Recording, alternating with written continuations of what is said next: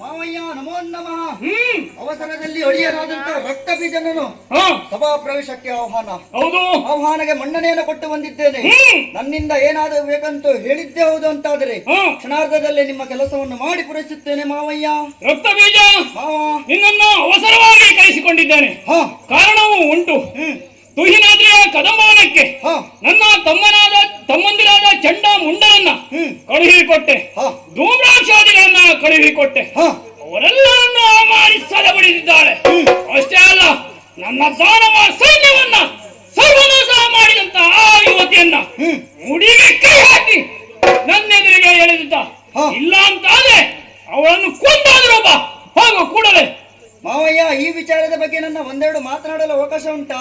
ಏನು ಹೇಳಯ್ಯ?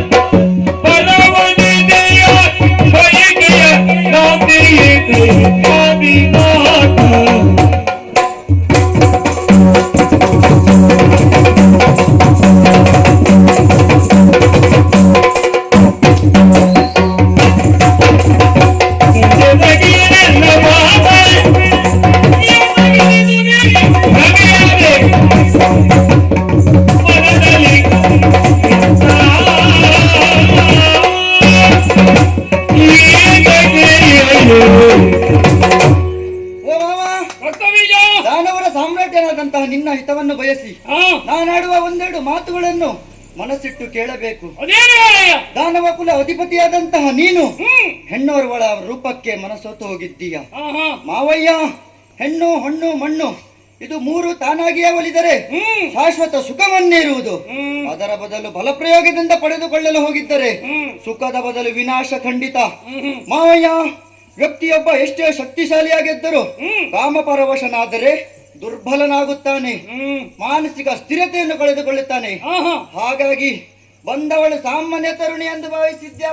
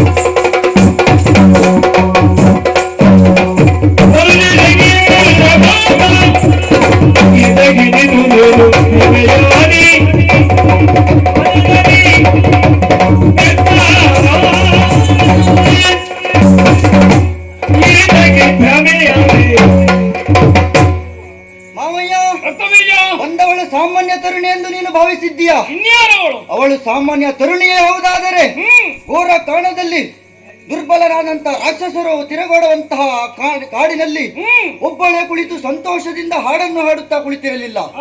ಸರ್ವಶಕ್ತಿಗಳಿಗೂ ಆದಿ ಎನಿಸಿರುವಂತಹ ಆದಿಮಾಯೆ ಅವಳು. ಅವಳು ಕದಂಬ ವನವಾಸಿಯಾಗಿದ್ದಾಳೆ.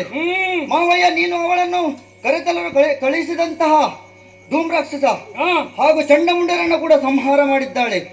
ಮಾವಯ್ಯ, ಅವಳನ್ನು ಮರೆತು ಬಿಡು. ಯಾಕೋ ಮಾವ? ಬಿಡು ಮನದ ಮೂರ್ಖತೆಯ, ಓ ಮಾವ, ಬಿಡು ಮನದ ಮೂರ್ಖತೆಯ, ತ್ರೈಜಗದೊಡಗಿ ಚರಣಕ್ಕೆ ಭಕ್ತಿಯಿಂದಲೇ,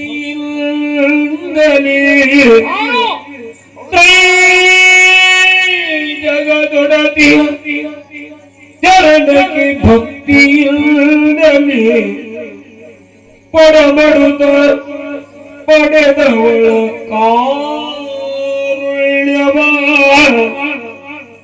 ಪಡೆದವಳ ಕಾರುಣ್ಯವ ಧಾತ್ರಿಯಮೀ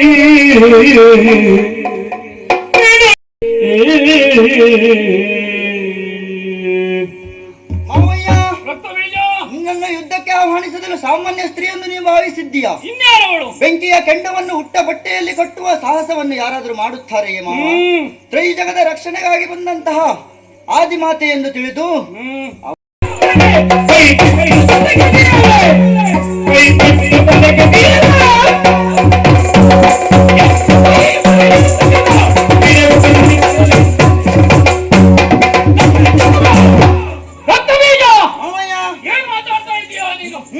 ನೀನು ಹೇಳ್ತಾ ಇರುವುದೇನು? ಆ ತರುಣಿಯ ಕಾಲಿಗೆ ನಾನು ಬೀಳಬೇಕು.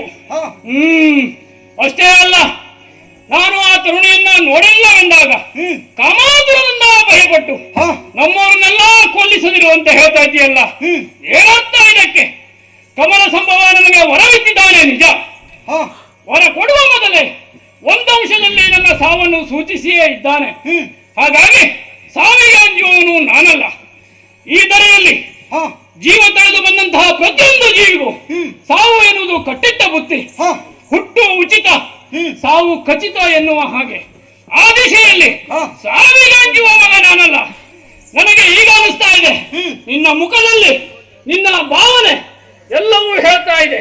ನೀನೊಬ್ಬ ಹೇಳಿಯೇ ಹೌದು ಅಂತ ಆದ್ರೆ ನೀನು ಆ ತರುಣಿಯಲ್ಲಿ ಕ್ಷಮೆ ಕೇಳು. ಒಂದು ಕ್ಷಣ ನನ್ನ ಎದುರಿಗೆ ನಿಲ್ಲಬೇಡ, ಇಲ್ಲಿಂದ ಓಡು. ಇಲ್ಲ ಅಂತಾದ್ರೆ ಹಿಡಿದ ಕಡಿಯುವುದಿಲ್ಲ ಮುಗಿಸ್ತೇನೆ.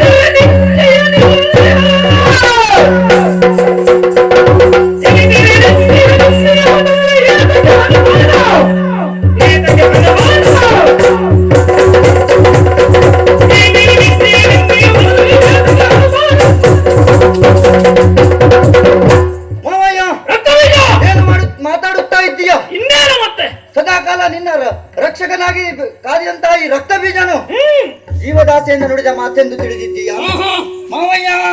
ಹಾಗಾದ್ರೆ ಒಂದು ಕ್ಷಣ ತಡೆ ಮಾಡಬೇಡ. ನಿನ್ನ ಇಚ್ಛೆ ನಾನು ಹೇಳಿದಂತೆ ನಡೆಯುತ್ತದೆ ಅಂತಾದ್ರೆ ಈ ಕ್ಷಣ ಇಲ್ಲಿಂದ ಹೊರಡು, ಓಡುವ ಈಗಲೇ. ಮಾವಯ್ಯ, ಆ ದೇವಿಯನ್ನು ಎಳೆದುಕೊಂಡು ಬರುತ್ತೇನೆ. ಬರದೆ ಹೋದ ಪಕ್ಷದಲ್ಲಿ ರಣದೇವತೆಗಳಿಗೆ ಬಲಿಯಾಗುತ್ತೇನೆ. ಅಪ್ಪಣೆಯನ್ನು ಕೊಡು ಮಾವ. ಹೋಗು.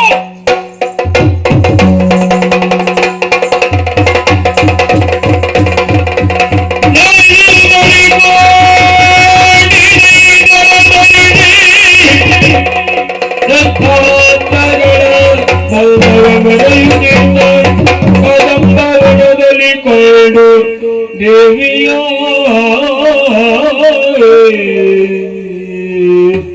ಶುಂಭನ ಆಜ್ಞೆಯನ್ನು ಹೊತ್ತು ಕದಂಬವನಕ್ಕೆ ಬಂದಿದ್ದೇನೆ. ಕದಂಬವನದಲ್ಲಿ ದೇವಿಯ ಕಾಣಲೆಂದು ಬಂದಿದ್ದೇನೆ. ಮೊದಲು ಹೋಗಿ ದೇವಿಯನ್ನ ಕಾಣುತ್ತೇನೆ.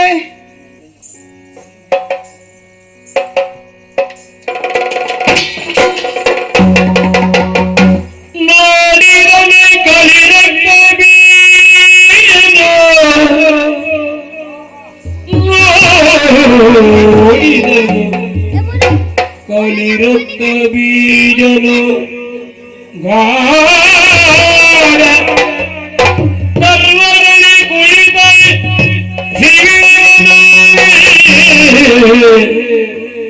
ಘೋಡ ಗರ್ವದಿ ಕುಳಿತ ಶಿವೆಯನು ಆಡಿದನು ತನ್ನಳೆ ಇವಳನು ತಿಳಿಯದಾಡಿದ ಹಾಡಿದನು ತನ್ನೊಳಗೆ ಇವಳನು ತಿಳಿಯದಾಡಿದ ಮಾಡಲಿನ ಕಟದಂಬ ಕೂಡಿ ಮಾದಿಯನು ತುಂಬನ ಕೂಡಿ ಬಾಸೆಯನುರೆದು ಬಂದಿಯೇ ನುಡಿದಿಪ್ಪನು ನುಡಿದನು ಕಲಿರಕ್ತ ಬೀಜನು ಗಾಢ ಗರ್ವದಿ ಕುಳಿತ ಹಿವೆಯ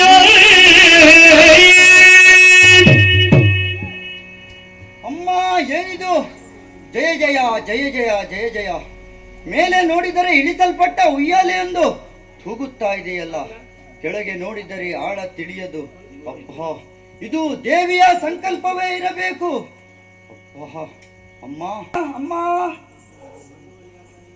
ನಾನು ರಕ್ತ ಬೀಜ ಎಂಬುದಾಗಿ ಸುಮ್ಮನ ಆಜ್ಞೆಯನ್ನು ಹೊತ್ತುಕೊಂಡು ಬಂದವನು.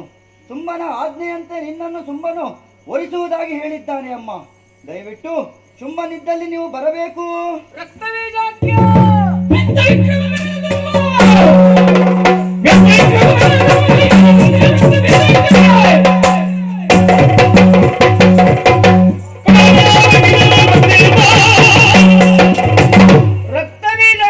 ಅಮ್ಮ, ಬರುವಾಗಲೇ ಭಕ್ತಿ ಪರವಶನಾಗಿ ನನ್ನನ್ನು ನುತಿಸ್ತಾ ಬಂದವ ನೀನು. ಹೌದು ಅಮ್ಮ. ಆದರೆ ಹಾ, ಶುಂಭನ ಆಜ್ಞಾಧಾರಕನಾಗಿ ಈಗ ಹೇಳುವುದೇನು ನೀನು?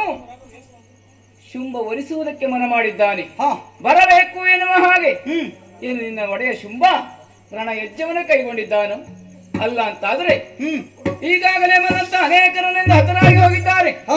ಧೂಮ್ರಾಕ್ಷ, ಚಂಡಮುಂಡರು ಅವರೆಲ್ಲರೂ ಹತರಾಗಿ ಹೋಗಿದ್ದಾರೆ. ಈಗ ನಿನ್ನ ಸರದಿ ಏನು? ನನ್ನನ್ನು ಕರೆದುಕೊಂಡು ಹೋಗುವುದಕ್ಕೆ ಬಂದವನು ನೀನು.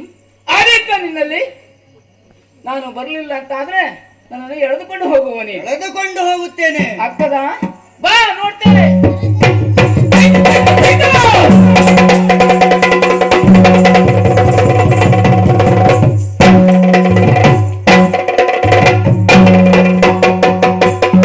ರಕ್ತಬೀಜನ ಹೋರಾಟವನ್ನು ಮಾಡುತ್ತಾ ಆಯಾಸಗೊಂಡಂತ ನಾನು ಮೈ ಗೊಡವಿದಾಗ ಬಂದವರು ಯಾರು?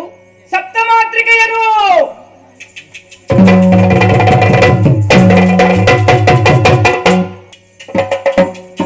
ಅಯ್ಯೋ, ಏನು ಆಶ್ಚರ್ಯವಿದೆ! ಸಪ್ತ ಮಾತೃಕೆಯಲ್ಲಿ ಒಬ್ಬಳಾದಂತಹ ಇಂದ್ರಾಣಿನವಳು ರಕ್ತಬೀಜನ ಹಣೆಗೆ ಹೊಡೆದಾಗ ರಕ್ತ ಸೋರುತ್ತಾ ಇದೆ. ಅದರ ಪರಿಣಾಮದಿಂದಲಾಗಿ ಅನೇಕ ರಕ್ತಬೀಜಾದಿಗಳು ಹುಟ್ಟಿಕೊಡ್ತಾ ಇದ್ದಾರೆ. ಹಾಗಿದ್ರೆ ಇವನನ್ನು ಕೊಲ್ಲುವ ಬಗೆ ಹೇಗೆ? ಇವನನ್ನು ಕೊಲ್ತೇನೆ. ಯಾವ ರೀತಿಯಲ್ಲಿ? ರಕ್ತೇಶ್ವರಿ!